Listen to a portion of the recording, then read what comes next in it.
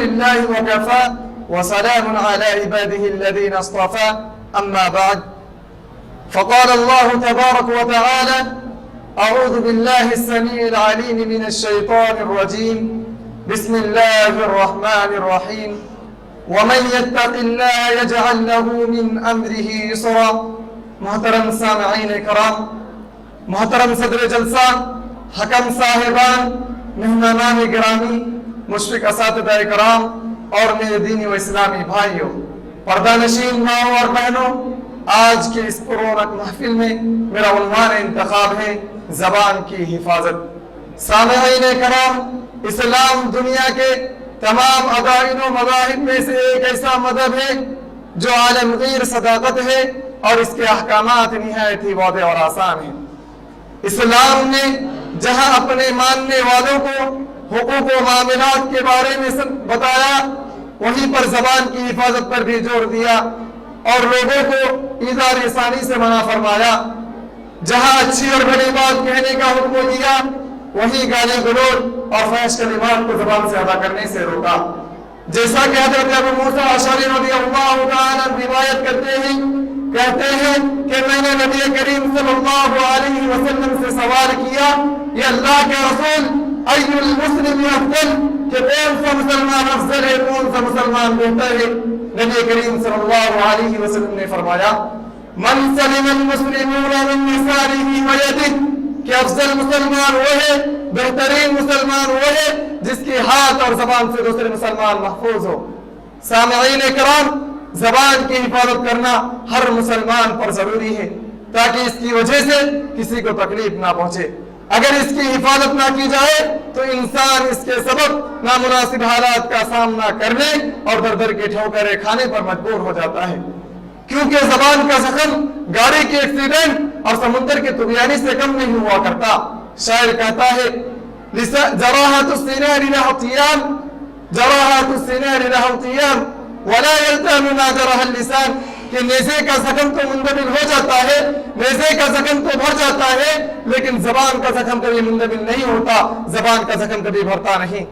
سامعین کرام، اللہ کے رسول صلی اللہ علیہ وسلم نے ارشاد فرمایا، حضرت سعد بن سعد رضی اللہ تعالیٰ روایت کرتے ہیں، کہتے ہیں کہ رسول اللہ صلی اللہ علیہ وسلم نے ارشاد فرمایا من يضمن لي ما بين لحييه وما بين رجليه اضمن له الجنہ، کہ رسول اللہ صلی اللہ علیہ وسلم نے فرمایا کہ جو شخص مجھے دو چیز کی ضمانت دے دے میں اس کے لیے جنت کی ضمانت دیتا ہوں. نمبر ایک، دونوں جبڑوں کے بیچ میں زبان اور دونوں پیروں کے درمیان شرمگاہ کی حفاظت کی ضمانت دے دے میں اس کے لیے جنت کی ضمانت دیتا ہوں. اللہ اکبر، صرف دو چیز کی ضمانت پر اللہ کے رسول صلی اللہ علیہ وسلم نے جنت کی ضمانت دی ہے. سامعین کرام، زبان، اگر آدمی اپنی زبان کی حفاظت کرے تو بہت سی لغزشات سے بچ سکتا ہے. رسول اللہ صلی اللہ علیہ وسلم نے زبان کی حفاظت کو ذریعہ نجات بتایا ہے. زبان ہی ہے جو انسان کو صدیقین و شہداء اور صالحین کے صفوں میں لا کرا کرتا ہے. زبان ہی ہے جو انسان کو جہنم سے بچا کر جنت میں لے جانے کا ذریعہ بنتی ہے. لیکن افسوس کی بات یہ ہے کہ آج انسان اسی زبان سے برسوں سے چلی آ رہی دوستی کے خرمن کو پل بھر میں خاکستار کر کے دشمنی میں تبدیل کر دیتی ہے. آج انسان اسی زبان سے لوگوں کی عزتوں کو تار تار کرتا پھرتا ہے، پھر ان کی برائیوں میں مشغول و مشروف رہتا ہے. اسی وجہ سے غیبت و چغلی بامعروج پر پہنچ جاتی ہے، حالانکہ ان کے سامنے اللہ رب العالمین کی آیت موجود ہے وَلَا يَغْتَبْ بَعْضُكُمْ بَعْضًا أَيُحِبُّ أَحَدُكُمْ أَن يَأْكُلَ لَحْمَ أَخِيهِ مَيْتًا فَكَرِهْتُمُوهُ، کہ تم میں سے کوئی کسی کی غیبت نہ کرے.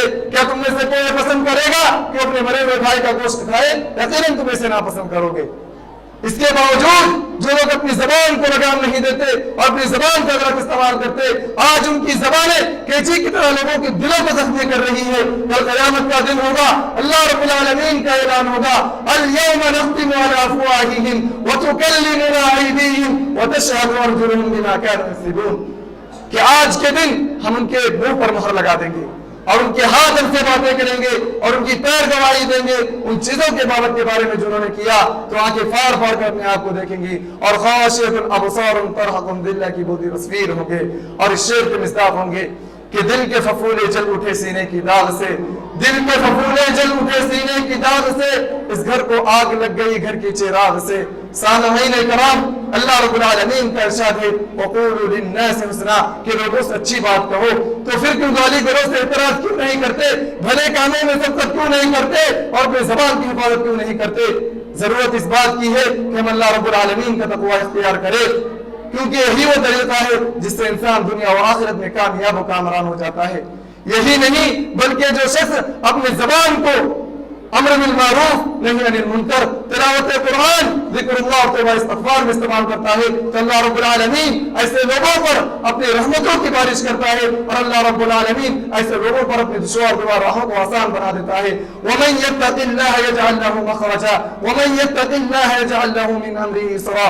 سامعین کرام، ایک مرتبہ نبی کریم صلی اللہ علیہ وسلم نے حضرت معاذ رضی اللہ عنہ کو نصیحت کرتے ہوئے فرمایا، یا معاذ کیا میں تمہیں ایسی بات نہ بتاؤں جس کی وجہ سے تم جہنم میں نجات پا جاؤ، جہنم سے نجات پا جاؤ؟ تو معاذ رضی اللہ عنہ نے فرمایا کیوں نہیں اللہ کے رسول صلی اللہ علیہ وسلم؟ تو اللہ کے رسول صلی اللہ علیہ وسلم نے اپنی زبان کو پکڑا اور فرمایا کف علیک ھذا، کہ معاذ اپنی زبان کو لگام دو اور اپنی زبان کی حفاظت کرو۔ تو معاذ رضی اللہ تعالیٰ سوال کرتے ہیں یا اللہ کے رسول ہماری زبانوں سے ادا ہوئی کلمات پر بھی ہمارا مواخذہ ہوگا؟ تو اللہ کے رسول صلی اللہ علیہ وسلم نے فرمایا سکینت قومک یا معاذ، پھر ماں تجھے گم پائے یا معاذ۔ اور آگے آپ صلی اللہ علیہ وسلم نے فرمایا هل يكب الناس في النار على وجوههم وعلى مناخرهم الا حصائد ألسنتهم، کہ جہنم میں لوگوں کو ان کی زبانوں کی کاٹی ہوئی کھیتیاں اور منہ اور چہرے کے بل گھسیٹ کے پھینک دیا جائے گا۔ سامعین کرام، اگر کسی محفل میں غیبت و چغلی کی بات چل رہی ہو تو ایسے موقع پر ایک شخص کو اللہ کے رسول صلی اللہ علیہ وسلم کی اس قول کی طرف لوٹنا چاہیے من کان یؤمن باللہ والیوم الآخر فلیکن خیرا او لیصمت، کہ جو شخص اللہ اور یوم آخرت پر ایمان رکھتا ہے تو اسے چاہیے کہ وہ بھلی بات کہے ورنہ خاموش رہے۔